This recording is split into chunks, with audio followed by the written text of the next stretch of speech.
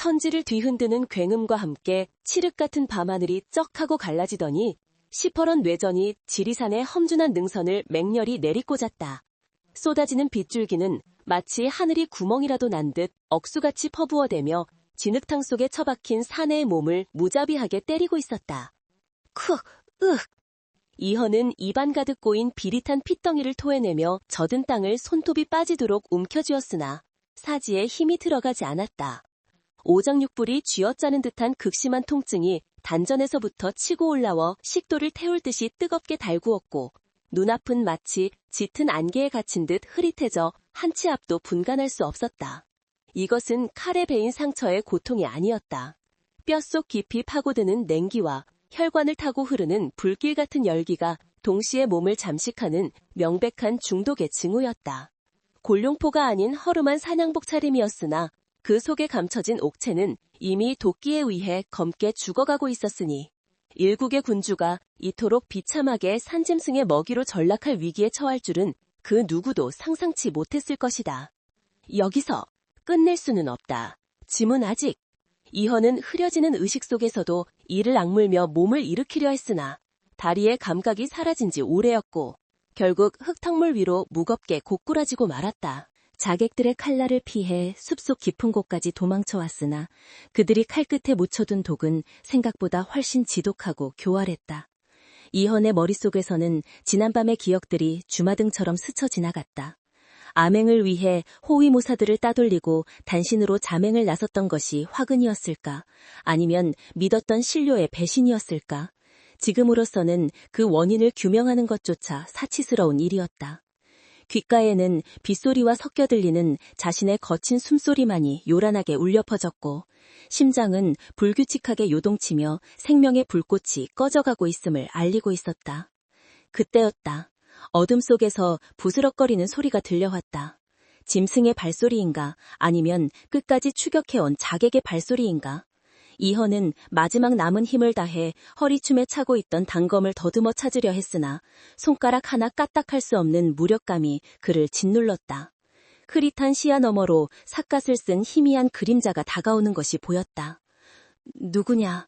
목구멍에서 쇳소리 섞인 신음만이 간신히 새어나왔을 뿐 그 그림자가 적군인지 아군인지 확인할 겨를도 없이 이헌의 의식은 깊은 심연 속으로 가라앉고 말았다. 연화는 약초바구니를 움켜쥔 채 빗속을 뚫고 쓰러진 사내에게 조심스럽게 다가갔다. 뇌우가 몰아치는 밤이면 귀한 약초인 천년삼의 기운이 강해진다는 늙은 아버지의 유언을 쫓아 산을 올랐던 그녀였지만 약초 대신 피투성이가 된 사내를 발견하리라고는 꿈에도 생각지 못했다. 그녀는 사내의 코 밑에 손가락을 대어 미약한 숨결을 확인하고는 재빨리 그의 손목을 접아 맥을 짚었다. 이런, 맥이 끊어질 듯 위태롭구나. 독이다. 그것도 아주 악랄한 비상과 초호가 섞인. 연화의 눈매가 날카로워졌다. 보통 사람이었다면 이미 숨이 끊어졌을 치사령이었으나 이 사내의 내력이 범상치 않은 탓인지 끈질기게 생명을 붙들고 있었다. 그녀는 주저할 시간이 없음을 직감했다. 비바람이 몰아치는 산중에서 이 거구의 사내를 자신의 거처까지 옮기는 것은 불가능에 가까웠지만 의원으로서 눈앞의 생명을 외면하는 것은 죽음보다 더한 죄악이었다. 연화는 이를 악물고 젖은 흙바닥에 무릎을 꿇은 채 품속에서 가느다란 은침을 꺼내들었다. 번개가 번쩍이며 사내의 창각한 얼굴을 비출 때마다 그녀의 손놀림은 신들린 듯 빠르고 정확하게 사내의 혈자리를 찾아 찔러 들어갔다. 도끼가 심장으로 침투하는 것을 막기 위한 응급조치였다. 가까스로 사내를 짊어지고 덩굴과 바위로 가려진 은신처인 동굴집으로 돌아온 연화는 젖은 옷을 갈아입을 새도 없이 아궁이에 불을 지폈다. 방 안 가득 매캐한 연기가 피어오르고 솥단지에서는 해독의 효험이 있는 감초와 녹두 그리고 그녀가 목숨을 걸고 채취해온 이름 모를 약초들이 보글보글 끓어오르기 시작했다. 사내는 여전히 고열에 시달리며 헛소리를 중얼거리고 있었다. 어머니, 소자, 춥습니다. 그들을 믿지 마소서. 이헌의 입술은 검푸르게 질려 있었고 온몸은 땀과 빗물 그리고 흙투성이었다. 연화는 따뜻한 물에 적신 수건으로 그의 얼굴과 몸을 닦아내며 그의 가슴팍에 남겨진 붉은 자국을 발견했다. 그것은 단순한 상처가 아니라 독이 혈관을 타고 퍼져나가는 독의 길, 즉 동로였다. 독이 이미 오장까지 스며들었어. 사열을 하지 않으면 이 밤을 넘기기 힘들 거야. 그녀는 망설임 없이 날카로운 칼을 불에 달구었다. 사내의 목숨을 구하기 위해서는 썩은 피를 뽑아내야만 했다. 그녀의 손이 사내의 10손가락 끝을 따자 검붉은 피가 주르륵 흘러내렸다. 이헌은 꿈을 꾸고 있었다. 황금색 용포를 입은 채 거대한 옥좌에 앉아 있었으나 그 옥좌는 차가운 얼음으로 만들어져 있었다. 발 아래로는 수많은 신하들이 머리를 조아리고 있었지만 그들의 얼굴은 모두 가면으로 가려져 있어 누가 충신이고 누가 역적인지 알 수 없었다. 그때 가면 쓴 자들이 일제히 칼을 뽑아들고 그에게 달려들었고 그는 비명을 지르며 도망치려 했지만 발이 얼어붙어 움직일 수 없었다. 전하, 피하셔야 합니다. 누군가의 외침이 들리는 듯했으나 곧이어 날카로운 통증이 전신을 꿰뚫었다. 그 통증은 꿈속의 칼날이 아니라 현실에서 연화가 시침하는 침의 고통이었다. 몽롱한 의식 속에서 그는 낯선 여인의 향기를 맡았다. 그것은 궁궐 여인들의 짙은 분냄새가 아닌 흙냄새와 풀냄새 그리고 알싸한 약초 냄새가 섞인 투박하지만 생명력 넘치는 향기였다. 누군가가 자신의 이마에 시원한 손길을 얹고 끊임없이 무언가를 속삭이고 있었다. 살아야 합니다. 당신이 누구든 무슨 죄를 지었든 지금은 살아야만 합니다. 그 목소리는 엄격하면서도 따뜻하게 그의 영혼을 붙잡아두고 있었다. 새벽녘이 되어서야 밖을 요란하게 두드리던 빗소리가 잦아들었고 동굴 안에는 평온한 정막이 감돌았다. 밤새 사내의 곁을 지키며 뜬 눈으로 간호한 연화는 사내의 호흡이 한결 고르고 편안해진 것을 확인하고서야 안도의 한숨을 내쉬었다. 그녀는 사내의 머리맡에 놓인 약사발을 정리하며 창백했던 그의 얼굴에 미미하게나마 혈색이 돌아오는 것을 지켜보았다. 준수한 이목구비와 단단한 체구, 그리고 험한 꼴을 당했음에도 감출 수 없는 기품은 그가 평범한 사냥꾼이나 약초꾼이 아님을 말해주고 있었다. 연화는 사내의 젖은 옷가지 속에서 발견한 작은 옥패를 떠올렸다. 용문양이 정교하게 새겨진 그 물건은 왕실의 사람이 아니면 지닐 수 없는 귀물이었다. 도대체 어쩌다 이런 깊은 산중까지 쫓겨와 사경을 헤매게 되었소. 그녀는 잠든 사내를 향해 나지막에 물었으나 돌아오는 것은 규칙적인 숨소리뿐이었다. 그녀는 복잡한 심경을 뒤로하고 약초를 더 캐기 위해 바구니를 챙겨 밖으로 나갔다. 아침 햇살이 나뭇잎 사이로 스며들어 이슬 맺힌 숲을 영롱하게 비추고 있었다. 얼마나 시간이 흘렀을까? 이헌은 무거운 눈꺼풀을 힘겹게 들어올렸다. 낯선 천장, 거칠게 깎은 나무 석가래, 그리고 코끝을 찌르는 쌉싸름한 양냄새가 그를 맞이했다. 온몸이 두들겨 맞은 듯 욱신거렸지만 어젯밤 느꼈던 타들어가는 고통은 거짓말처럼 사라져 있었다. 그는 갈라진 목소리로 물 하고 웅얼거렸다. 그때 부엌 쪽에서 달그락거리는 소리와 함께 낡은 삼배 옷을 입은 여인이 들어왔다. 그녀는 말없이 다가와 표주박에 담긴 물을 그의 입가에 대어주었다. 시원한 물이 목구멍을 파고 넘어가자 이헌은 비로소 정신이 맑아지는 것을 느꼈다. 눈을 들어 자신을 살려준 은인을 바라본 순간 그는 숨이 멎는 듯했다. 화려한 장신구 하나 없는 수수한 차림이었지만 그녀의 눈동자는 맑은 산정호수처럼 깊고 투명했으며 그 안에는 세상의 풍파에 흔들리지 않는 강인함이 서려 있었다. 정신이 드시오? 무뚝뚝하지만 걱정이 어린 그녀의 목소리에 이헌은 자신이 살아있음을 그리고 기적적으로 구원받았음을 실감했다. 이헌은 몸을 일으키려 했으나 연화가 단호한 손길로 그의 어깨를 눌러 제지했다. 아직 움직이면 안 됩니다. 독은 빠졌으나 기력이 쇠하여 자칫하면 혈이 뒤틀릴 수 있소. 그녀의 말투에는 거역할 수 없는 위험이 서려 있었다. 일국의 왕인 자신에게 이토록 하대하며 명령조로 말하는 여인은 난생 처음이었다. 그러나 기이하게도 기분이 나쁘지 않았다. 오히려 가식 없는 그녀의 태도가 신선한 충격으로 다가왔다. 이헌은 쓴 웃음을 지으며 다시 자리에 누웠다. 그대가 나를 살린 것이오. 이름이 무엇인가? 왕의 위엄을 갖추려 애쓰며 물었으나 연화는 대답 대신 탕약이 담긴 그릇을 내밀 뿐이었다. 이름 따위가 무엇이 중요하오. 살았으니 그저 드시지요. 죽은 문턱에서 돌아온 사람은 말보다 약이 필요한 법입니다. 연화는 사내의 신분을 짐작하고 있었지만 짐짓 모른 채 하며 그를 환자가 아닌 한 인간으로 대했다. 왕궁의 법도와 격식이 지배하는 세상에서 벗어나 생명 그 자체의 존엄만이 존재하는 이 작은 오두막에서 두 사람의 기묘한 동거는 그렇게 시작되고 있었다. 밖에서는 산새들이 지저귀고 멀리서 계곡 물소리가 들려왔다. 평화로운 풍경과는 달리 이헌의 마음속은 여전히 폭풍우가 몰아치고 있었다. 자신을 독살하려 했던 자는 누구인가? 지금 거라는 자신의 실종으로 인해 어떤 혼란에 빠져 있을까? 그리고 이 산속 여인은 정말 믿을 수 있는 사람인가? 수만 가지 의심과 불안이 꼬리에 꼬리를 물었지만 당장은 이 여인의 의술에 의지할 수밖에 없었다. 연하는 그가 약을 다 비우자 빈 그릇을 받아들고는 무심히 말했다. 상처가 깊어 며칠은 꼼짝없이 여기서 요양해야 할 것이오. 헛된 생각일랑 말고 푹 쉬시오.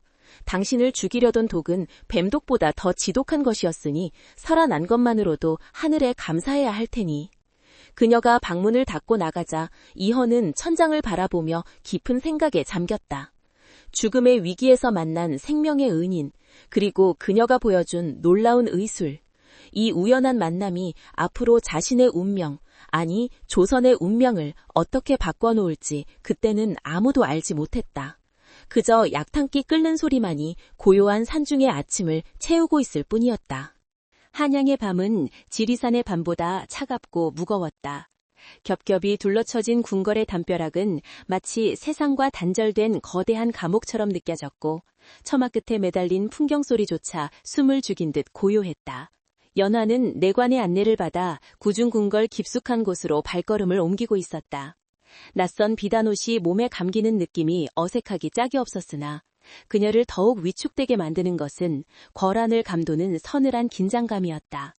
며칠 전 산속 오두막으로 찾아온 낯선 사내들이 다짜고짜 그녀를 가마에 태워 이곳으로 데려왔을 때만 해도 그녀는 자신이 무슨 죄를 지어 끌려가는 줄로만 알았다. 하지만 눈앞에 펼쳐진 광경은 그녀의 상상을 초월하는 것이었다. 화려한 단청과 끝이 보이지 않는 회랑, 그리고 그림자처럼 움직이는 궁녀들의 모습은 마치 다른 세상에 온 듯한 착각을 불러일으켰다. 연화의 심장은 두려움과 호기심으로 격렬하게 뛰기 시작했다. 고개를 들지 마라. 전하의 용안을 함부로 쳐다보는 것은 불경이니라. 앞장서던 상선내관의 날카로운 경고에 연화는 황급히 고개를 숙였다. 그녀의 거친 손이 옷자락을 꽉 움켜쥐었다. 이것은 약초 냄새의 향기로운 숲이 아니었다. 한번 발을 들이면 살아서 나가기 힘들다는 구중궁궐, 그 중에서도 가장 은밀한 왕의 처소였다. 편전의 문이 열리고 은은한 향내음이 코끝을 스쳤다. 연하가 조심스럽게 문지방을 넘자 병풍 뒤에서 누군가의 그림자가 일렁였다. 들라하라. 낮지만 위험 있는 목소리가 공간을 울렸다. 그 목소리는 낯설면서도 묘하게 익숙했다. 연하가 엎드려 절을 올리고 조심스럽게 고개를 들었을 때 그녀의 눈은 크게 흔들렸다. 황금색 용퍼를 입고 옥자에 앉아있는 사내. 그는 바로 며칠 전 비바람 몰아치던 밤 자신의 오두막에서 사경을 헤매던 그 부상당할 사내였다. 말끔하게 정돈된 용안에서는 그때의 초라함은 찾아볼 수 없었으나 깊고 그늘진 눈빛만은 여전했다. 이헌은 곁에 있던 내관들을 모두 물러가게 한 뒤 천천히 연하에게 다가왔다. 놀라게 해서 미안하구나. 내 신분을 밝히지 못한 것은 부득이한 사정이 있었음이니 용서해다오. 왕의 사과라기에는 너무나 정중하고 인간적인 말투였다. 연하는 당혹감을 감추지 못한 채 떨리는 목소리로 대답했다. 전하, 소인 감히 용안을 뵙고도 알아보지 못한 죄 죽여주시옵소서. 그녀가 다시 바닥에 머리를 조아리려 하자 이헌이 다급히 그녀의 팔을 잡았다. 그의 손은 따뜻했고 절박함이 묻어 있었다. 고개를 들어라. 짐이 너를 부른 것은 죄를 묻기 위함이 아니라 도움을 청하기 위해서다. 너의 그 신묘한 의술이 짐에게, 아니 이 나라에 필요하다. 이헌의 간청은 뜻밖의 것이었다. 그는 연화를 대비전으로 안내했다. 대비의 처소인 자경전으로 향하는 길은 멀고도 험난하게 느껴졌다. 곳곳에 서 있는 호위무사들의 서슬퍼런 눈빛과 지나가는 궁녀들이 힐끔거리는 호기심 어린 시선들이 연화의 등 뒤에 꽂혔다. 그녀는 자신이 마치 화려한 꽃밭에 잘못 날아든 촌스러운 나방이 된 것 같은 기분이 들었다. 자경전 앞에는 이미 수많은 의관들이 모여 수군거리고 있었다. 그들은 조선 최고의 의수를 자랑하는 내의원 의관들이었다. 낯선 산골 처녀가 왕의 인도를 받아 대비전으로 들어서자 그들의 눈빛이 일순간 경멸과 적대감으로 바뀌었다. 전하, 통촉하여 주시옵소서.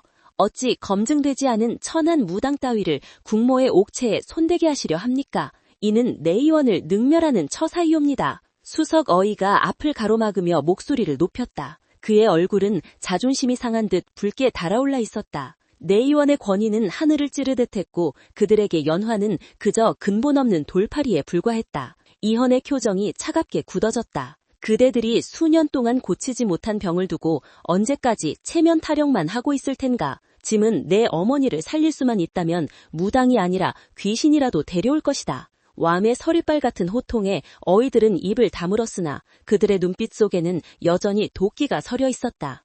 연화는 그 살벌한 대치 속에서 숨이 막혀오는 것을 느꼈다. 그러나 그녀의 시선은 어이들의 분노가 아닌 닫힌 문 너머에서 들려오는 고통스러운 신음소리에 고정되어 있었다. 환자가 있다. 그것도 아주 위중한 환자가. 의원으로서의 본능이 두려움을 억누르고 고개를 들게 했다. 비켜주십시오. 연화의 목소리는 작았지만 단단했다. 그녀는 당황한 어이들을 지나쳐 자경전 안으로 발을 들여놓았다. 방 안은 독한 탕약 냄새와 향 냄새가 뒤섞여 머리가 어지러울 지경이었다.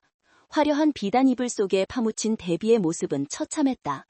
앙상하게 마른 얼굴은 흙빛이었고 숨을 쉴 때마다 가슴에서 그르렁거리는 쇳소리가 났다. 곁을 지키던 상궁들이 경계의 눈초리로 연화를 쏘아보았지만 그녀는 아랑곳하지 않고 대비의 곁으로 다가가 무릎을 꿇었다. 가느다란 손목을 잡고 맥을 짚는 순간 연화의 미간이 찌푸려졌다. 맥박이 불규칙하고 미약한 것은 당연했으나 그 밑바닥에 깔린 기이한 냉기가 손끝을 타고 전해져 왔다. 이것은 단순한 노환이나 풍토병이 아니었다. 마치 며칠 전 이현의 몸에서 느꼈던 것과 유사한, 그러나 훨씬 더 은밀하고 오래된 도끼의 흐름이었다. 어떠하냐? 내 의원에서는 원인을 알 수 없는 괴질이라 하여 손을 놓고 있는 실정이다. 이헌이 초조한 기색으로 물었다. 연화는 잠시 침묵을 지켰다.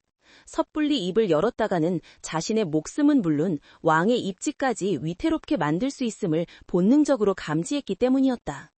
뒤따라 들어온 어이들이 팔짱을 끼고 비웃는 표정으로 그녀를 내려다보고 있었다. 보나마나 헛소리를 짓거릴 게 뻔합니다. 산속에서 약초낙해던 계집이 오장육부의 조화를 어찌 알겠습니까? 수석 어이의 비아냥거림이 비수처럼 꽂혔다. 연화는 천천히 고개를 돌려 어이를 똑바로 응시했다. 그녀의 눈빛에는 산전수전 겪은 노련한 의원만이 가질 수 있는 기백이 서려 있었다. 환자의 몸은 거짓말을 하지 않습니다. 마마의 증세는 비장이 상하여 생긴 것이 아니라 외부의 사악한 기운이 혈맥을 막아 생긴 것입니다. 탕약을 아무리 써도 효함이 없는 것은 막힌 혀를 뚫지 않고 약을 부으니 오히려 독이 되어 쌓였기 때문입니다. 그녀의 정곡을 찌르는 지적에 어이의 얼굴이 흑빛으로 변했다. 그것은 그들도 짐작은 했으나 감히 입 밖으로 내지 못했던 혹은 의도적으로 외면했던 진실이었기 때문이었다. 연화는 침낭을 열었다. 촛불에 반사되어 번쩍이는 은침들을 보자 상공들이 비명을 지르듯 말렸다. 아니되옵니다. 옥체에 침을 쓰다니요. 그러나 이헌이 손을 들어 그들을 제지했다. 맡겨라. 전권을 이 아이에게 일임한다. 만약 잘못된다면 그 책임은 짐이 질 것이다. 왕의 단호한 결단에 방 안은 찬물을 끼얹은 듯 조용해졌다. 연화는 심호흡을 하고 떨리는 손끝을 진정시켰다. 그녀는 대비의 인중과 합곡 그리고 발바닥의 용천혈에 차례로 침을 놓았다. 막힌 기를 소통시켜 도끼를 배출하려는 시도였다. 침이 들어갈 때마다 대비의 미간이 찌푸려졌고 지켜보는 이헌의 주먹에는 땀이 흥건하게 배어나왔다. 시간이 얼마나 흘렀을까? 영겁 같은 침묵 속에서 대비가 갑자기 기침을 터뜨리며 검은 핏덩이를 토해냈다. 마마! 상궁들이 기겁하며 달려들었으나 연화는 침착하게 대비의 등을 두드려 주었다. 토해낸 핏덩이에서는 시큼하고 역한 냄새가 진동했다. 놀랍게도 검은 피를 쏟아낸 대비의 호흡이 한결 편안해졌고 흑빛이었던 얼굴에 미미하게 남아 핏기가 돌기 시작했다. 기적과도 같은 변화였다. 이럴 수가! 어이들은 믿을 수 없다는 표정으로 입을 다물지 못했다. 자신들이 몇 달을 매달려도 차도가 없던 병세가 단 한 번의 시침으로 호전된 것이다. 이현의 얼굴에도 비로소 희미한 미소가 번졌다. 그는 연화를 바라보며 눈으로 깊은 감사를 표했다. 그러나 연화의 표정은 밝지 않았다. 이것은 근본적인 치료가 아닌 임시 방편에 불과했기 때문이다. 대비의 몸속에 뿌리내린 독은 이미 깊었고 누군가가 지속적으로 독을 주입하고 있다는 의심을 지울 수 없었다. 더욱이 내의원 어이들의 눈빛이 당혹감을 넘어 사리에 가까운 질투로 이글거리는 것을 보며 연화는 이곳이 지리산 호랑이 굴보다 더 위험한 곳임을 뼈저리게 실감했다. 그녀는 땀에 젖은 이마를 닦으며 생각했다. 살려냈으나 이제부터가 진짜 싸움이구나. 궁궐의 화려한 겉모습 뒤에 숨겨진 추악한 암투의 소용돌이가 서서히 그녀를 향해 입을 벌리고 있었다. 데뷔전에서 물러나 임시로 배정받은 처소로 돌아온 연화는 다리가 풀려 그 자리에 주저앉고 말았다. 비단 이불과 화려한 집기들이 가득했지만 그녀에게는 차가운 냉골 바닥보다 불편했다. 창밖으로 보이는 달은 산에서 보던 것과 똑같은 달이었지만 왠지 모르게 슬퍼 보였다. 그때 문 밖에서 기척이 느껴졌다. 들어가도 되겠느냐? 이현이었다. 그는 호위무사도 대동하지 않은 채 홀로 그녀를 찾아왔다. 방 안으로 들어선 그는 채통도 잊은 채 연화의 맞은편에 털썩 앉았다. 고맙다. 정말 고맙다. 네가 아니었다면 오늘 밤 어머니를 잃었을지도 모른다. 왕의 눈가에는 물기가 맺혀 있었다.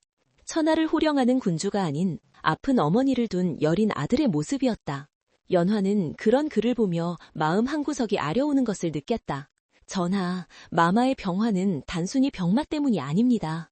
누군가가 의도적으로. 연화가 조심스럽게 입을 열자 이현의 눈빛이 날카롭게 빛났다. 알고 있다. 짐도 짐작하고 있었다. 하지만 증자가 없었다. 내의원마저 한통속인지 아니면 무능한 것인지 알 수 없어 답답하던 차였다.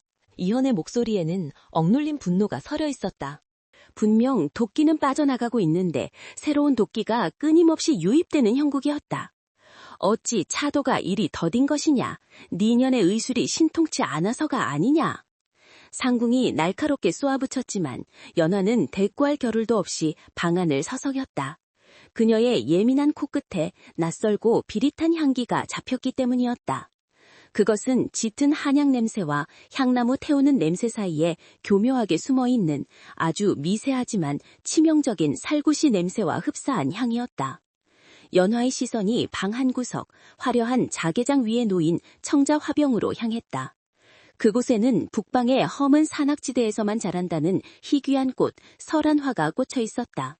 보랏빛 꽃잎이 아름답지만 뿌리와 줄기에 마비독을 품고 있는 위험한 식물이었다.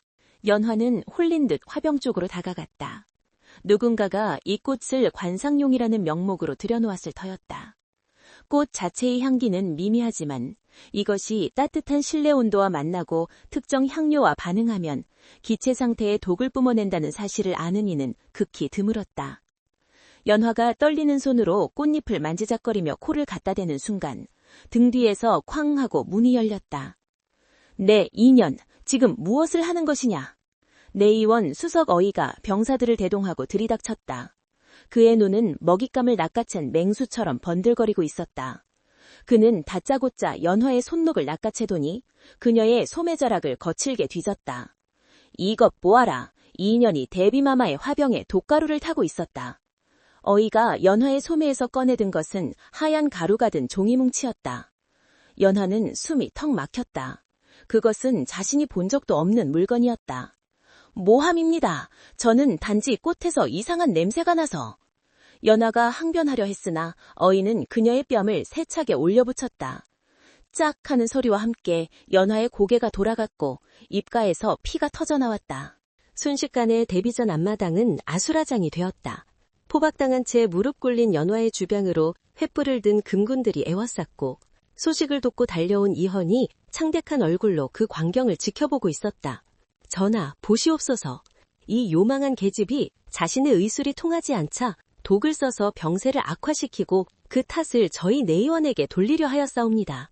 수석어인은 압수했다는 하얀 가루를 증거물로 내밀며 목소리를 높였다. 곁에 서 있던 좌희정이 짐짓 엄숙한 표정으로 거들었다. 전하, 근본을 알 수 없는 천추를 들이실 때부터 신들이 우려하지 않았사옵니까? 이자는 필시 역당들이 보낸 자객임이 분명합니다. 당장 국문을 열어 배후를 밝혀내야 하옵니다. 모든 정황이 연화에게 불리하게 돌아가고 있었다. 이헌은 주먹을 꽉 쥐었다.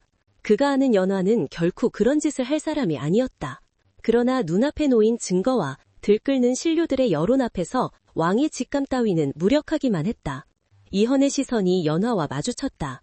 헝클어진 머리카락 사이로 보이는 그녀의 눈빛은 공포에 질려 있었지만 결코 비굴하지 않았다. 그 눈빛은 말하고 있었다. 저는 결백합니다. 잠깐, 이헌이 무겁게 입을 열었다.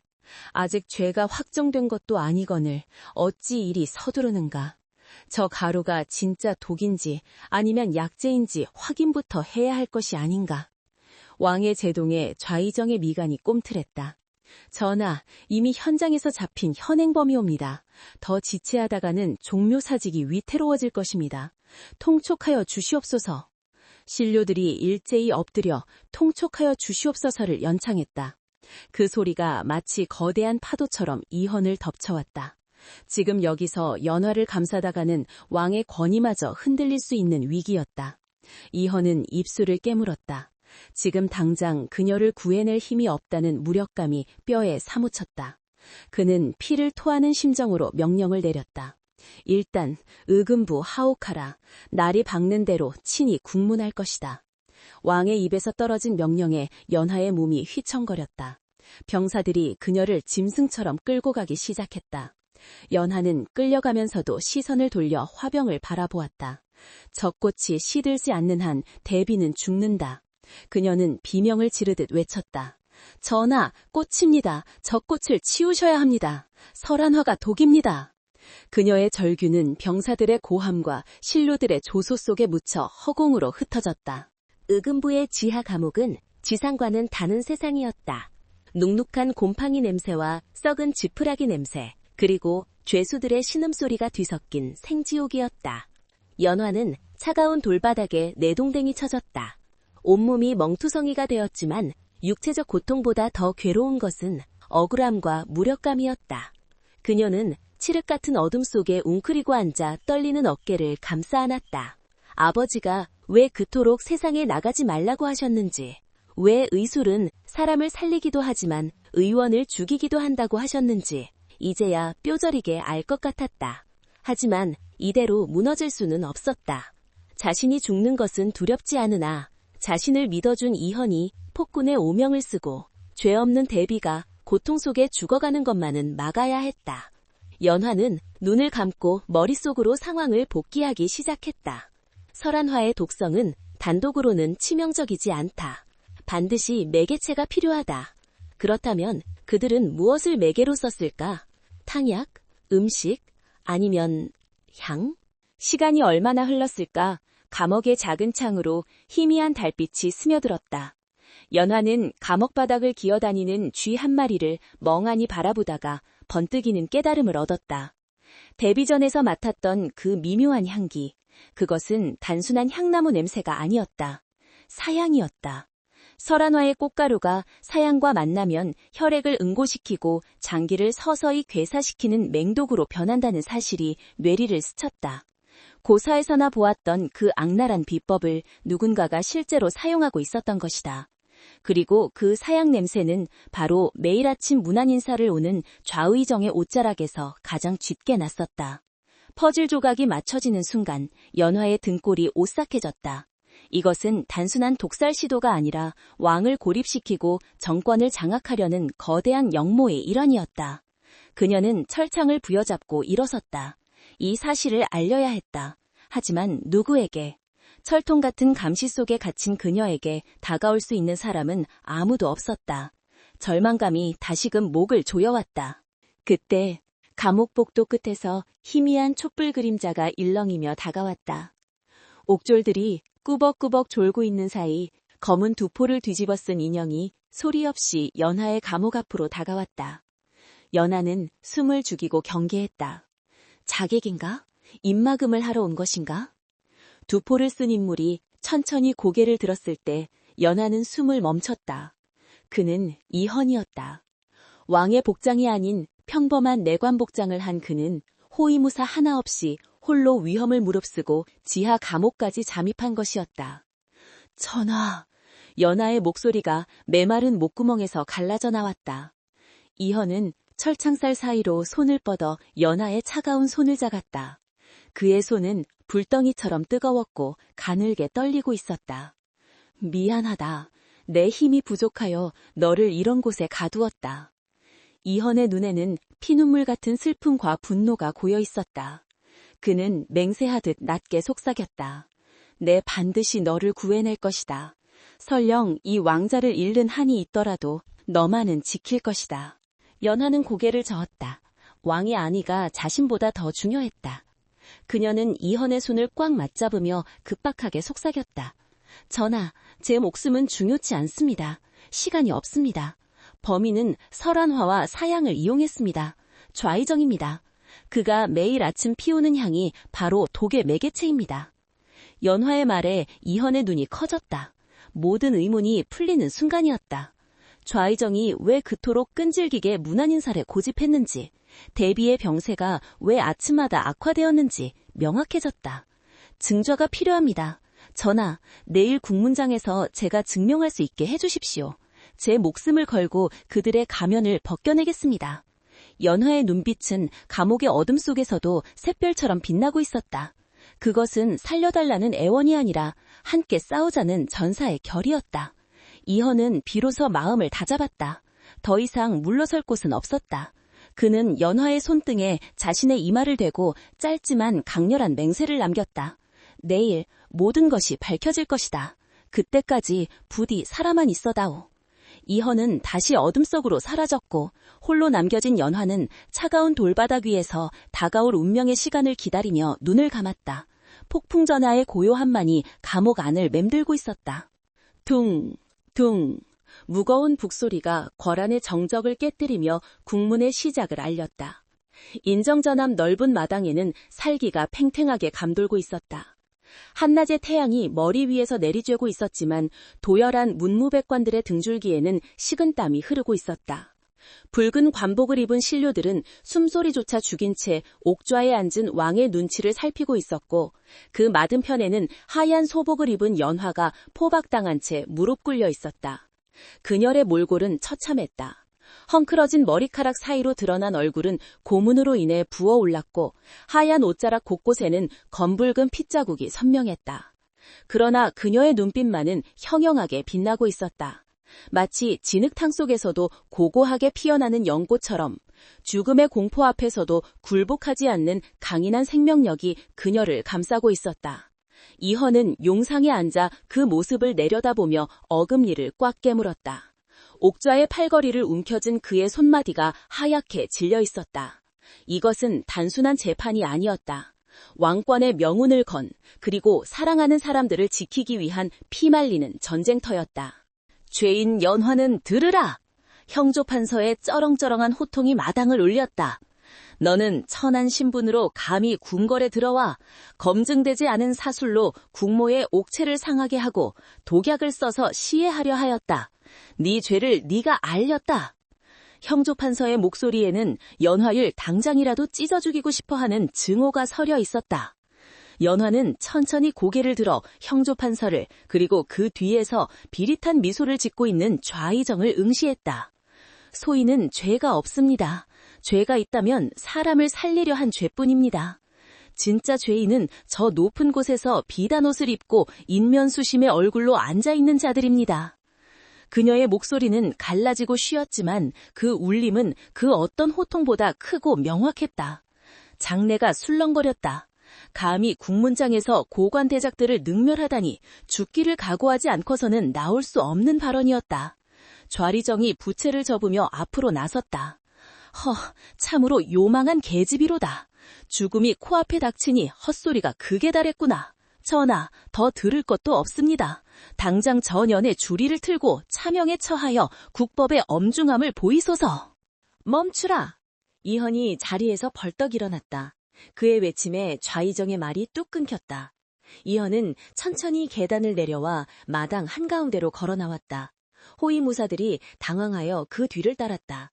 왕이 직접 죄인 앞으로 다가가는 것은 전례 없는 파격이었다.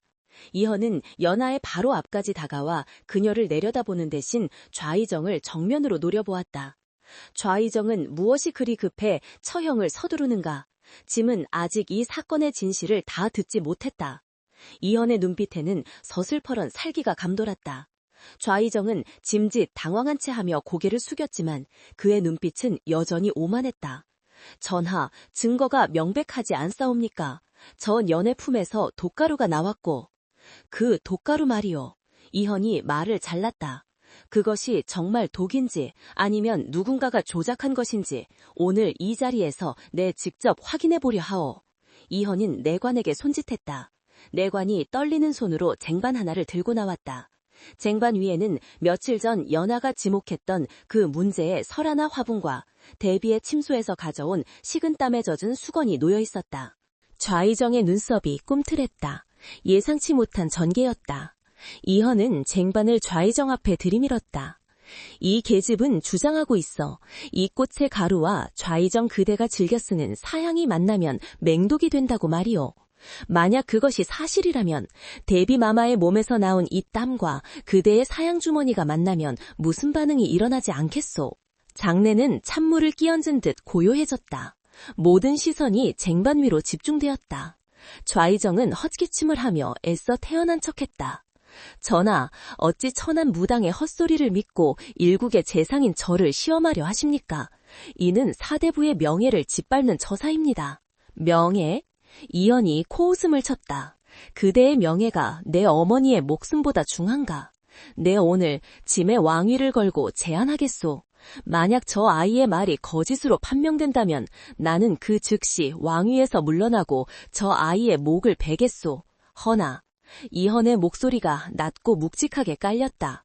만약 사실로 드러난다면 그대는 영모의 죄를 물어 삼족을 멸할 것이오. 어떠하오? 받겠소?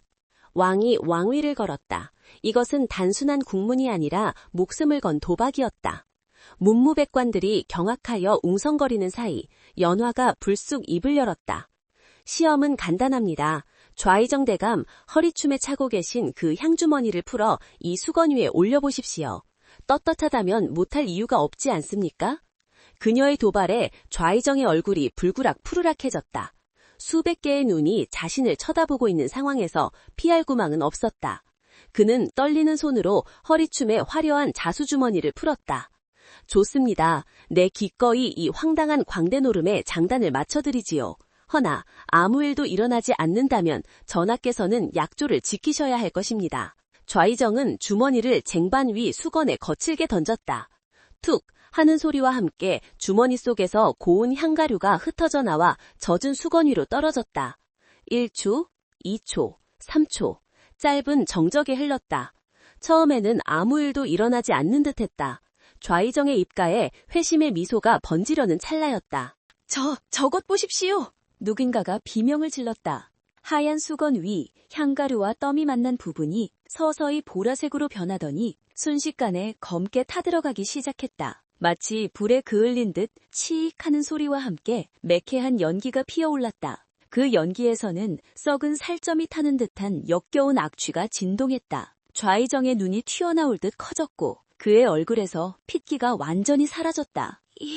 이럴 수가. 백관들이 경악하며 뒷걸음질 쳤다. 그것은 명백한 독의 반응이었다. 연화가 힘겹게 몸을 일으키며 외쳤다. 보셨습니까? 설한화의 꽃가루는 그 자치로는 미미하나 사향의 기운과 만나면 혈액을 응고시키고 살을 태우는 맹독, 칠살독으로 변합니다. 좌의정은 매일 아침 문안인사라는 명목으로 사향을 잔뜩 묻힌 옷을 입고 마마의 곁에 머물렀고 방 안에 둔 설한화가 그 기운을 받아 독을 뿜어내게 한 것입니다. 그녀의 명쾌한 해설은 좌의정의 숨통을 조이는 판결문과도 같았다. 네, 인연. 내년이 미리 수건에 약을 발라둔 것이지? 모함이다.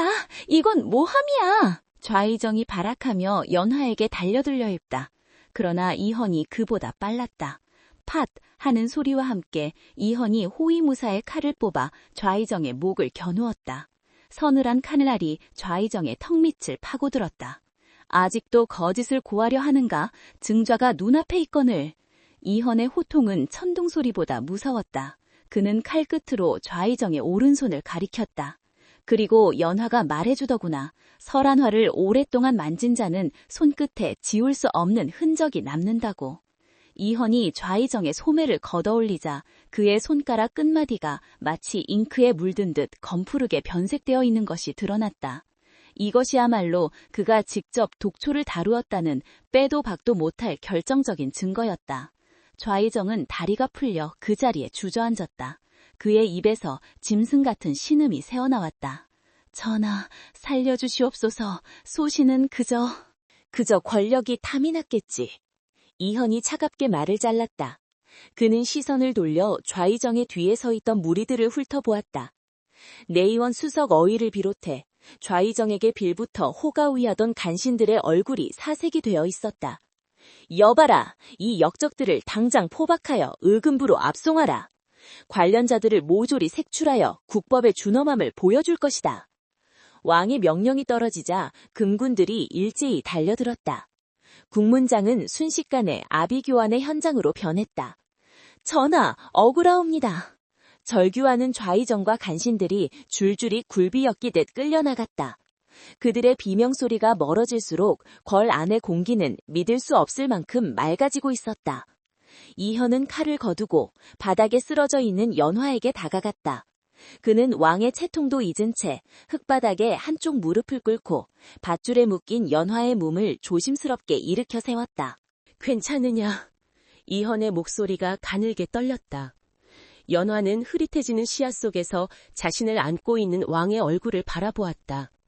근심과 안도 그리고 미안함이 뒤섞인 그 표정은 산속 오두막에서 보았던 그 인간적인 사내의 모습 그대로였다.